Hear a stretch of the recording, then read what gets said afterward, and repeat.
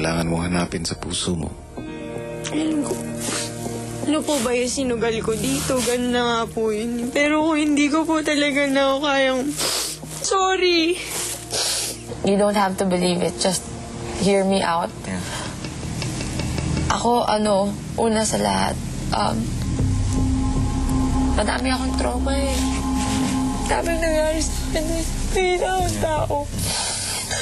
The fact that it will take me a lot to talk to her. It took me a lot to talk to her in the past.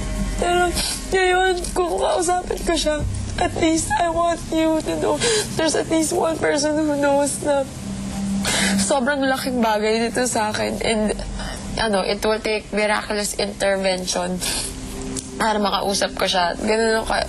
Basta, tama na, nasaktan ako. Sasaktan ko pa rin yung sarili ko. Kunyari, biglang aayusin ko. Hindi ko po talaga yung na-feel now. maybe talagang hindi niya ako magugustuhan. Alam mo yun, she's one of the persons, one of the people in this world na hindi ko ma-please. Yeah. But I won't stop trying. Yeah. Kasi mahalaga talaga siya sa akin eh. Yeah. Dito or sa labas. Basta tandaan ko, kung di man niya gusto dito, sa labas. Yeah. Hindi ko rin po kasi alam kung ano yung sasabihin ko.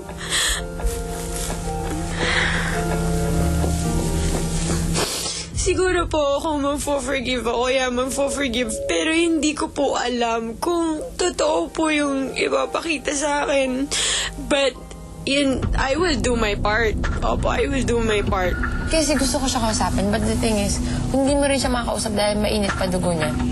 Hindi mo, alam mo yun, magalit pa siya. Suggestion. Strong pa masyado, Suggestion. intense pa masyado yung Suggestion. emotions niya. Try. Once.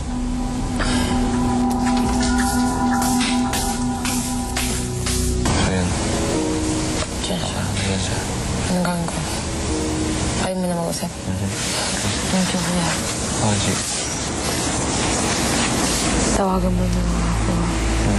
Salamat. On my part, Nikki, I want to talk to her. Pero, ang ngayon lang yung ginagawa ko sa kanya is, ipinaparamdam ko sa kanya na ako, lagi akong nandyan kung ready na siyang makipag-usap sa akin. Pero hindi ako nagsustop doon. Kasi paano kung, yun nga, kagabi narinig ko na gusto niya kaming mabati. Hindi dito sa loob, sa labas. Which I think is parang, wag naman sana. Yung para sa akin, wag naman sanang ganun. Kasi yun, katulad ng sinabi mo, ako sinabi ko din yun, ang kinakatakutan ko is paglabas namin, mas lalong hindi na namin ito maayos kasi lumaki na lumaki na lumaki na lumaki. Na kung iisipin mo, wala naman talaga. Siguro kung may pag-usap man ako, it's because gusto ko na lang yung sarili ko na, alam mo yun, wag nang damdamin na, tanggapin na lang na kung ano yung gusto kong paniwala na they're just playing the game and that's it. Much feeling nga netong issue na to, napaka-sensitive issue nito for her. Kasi kung babalikan natin yung past ni Wendy, di ba, pag nagkikwento siya, parang feeling niya hindi siya mahal ng tatay niya, bata pa siya, hindi siya mahal ng mami niya, and ngayon, kini-question niya again yung love ng taong nakapalibot sa kanya. So, napaka-sensitive issue nito. Unlike namin yung kay Marie Chris, it is really a misunderstanding ng conflict ng ugali naming dalawa. Pero ito, parang, para sa akin, parang, kailangan ko siguro ng sobrang laking pagmamahal. Para alam mo yun, yung malaking galit niya, mabalutan ng love. Yun yung tingin ko. Kasi hindi lang to misunderstanding ng kung bakit siya yung binoto. But more on yun nga ang tinitingnan kong aspect. Hindi ko na to tinitingnan na binoto namin siya or ganun-ganon. More on betrayal and at the same time, questioning of one's love. Doon ako na kung bakit masyado ko siyang pinag-isipan. Kasi alam kong isahan lang ko lang tong gagawin to. One shot lang to. Pag hindi ito naayos na ay nako, super, isang malaking failure.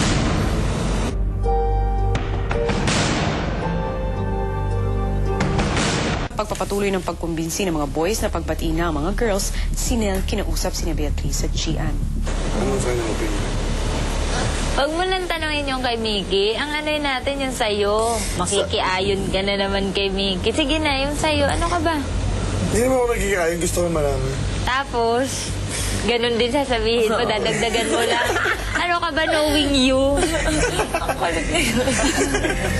Uulat yung buhok ko sa'yo. Napapansin ka eh. Hindi, pero kung Ikaw, hindi isip ko ko, tapos walang yun. feelings kasi talaga, kuya.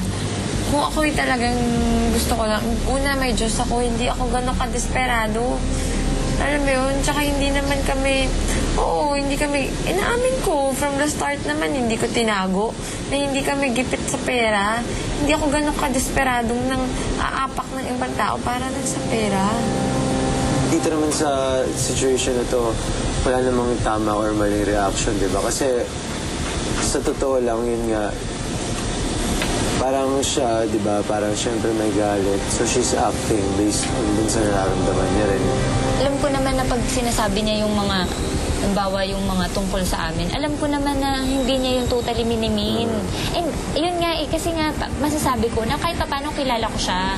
She says stuff, but in the long run, pag na-realize niya na di ba nagsasorry naman siya, binabawi niya naman. Kasi nga, dala lang ng kaya niya yung nasabi. Hindi naman talaga minimin niya yun, na yun talaga yung tingin niya sa'yo. Kasi feeling ko, kunwari sabihin mo sa kanya, parang Wednesday ka, usap na tayo. Tingin ba hindi siya? Sa pagkakakilala mo kay Wendy, anong gagawin mo? Honestly, ako hindi ko alam kung paano siya magre-react. Kasi Pero yun, you could always control naman na parang pakita mo na gusto ko talaga mag-usap tayo kaya kausapin mo ko.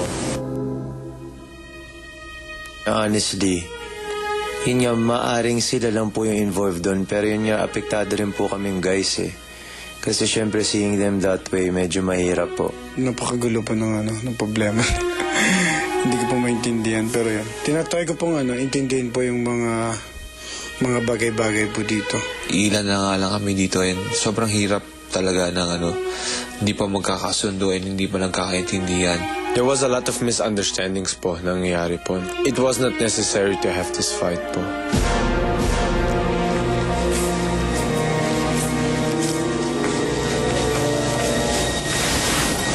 Ayaw mo pa rin makapag-usap sa amin. Ha?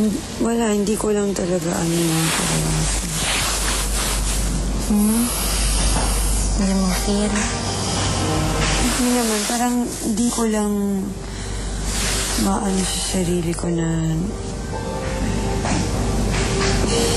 hindi ko mahanap sa sarili ko yung feeling na parang pag nakipag-usap magiging okay.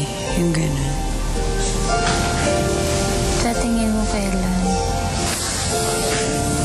Hindi ko alam pero siguro hindi now. Pero siguro don't worry. Hindi naman kapag na-feel ko yun, ako mismo yung lalapit. And na-appreciate ko na you guys want to talk to me. Na-appreciate ko yun. So ako, siguro yung part ko, ako naman yung kailangan gumawa ng part ko. Pero siguro hindi pa now. Ayoko kasi bilang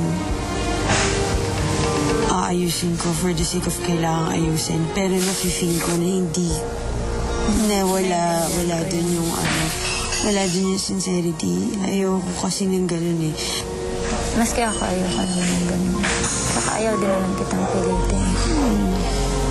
Gusto ko kasi pag dumating sa point nag-usap tayo and yung kaya ko kayong tignan dahil nafe-feel ko sa puso ko na alam mo yun na na-miss ko yung mga samahan, yung in-overpower nung